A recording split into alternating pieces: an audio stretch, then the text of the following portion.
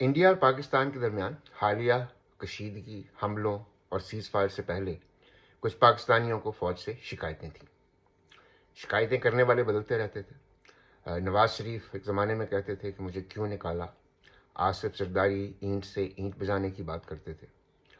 پھر عمران خان نیوٹرل، جانور اور میر جعفر کے تانے دیتے دیتے جیل چلے گئے۔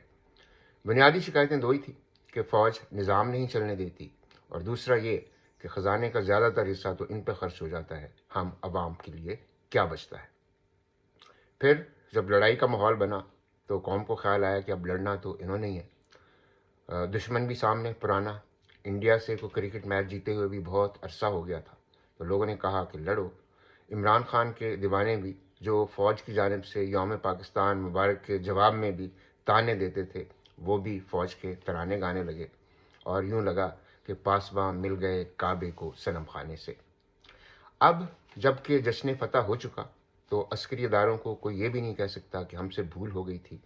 آپ کا ایک ہی کام تھا، آپ نے ثابت کیا کہ وہ کام آپ کو آتا ہے۔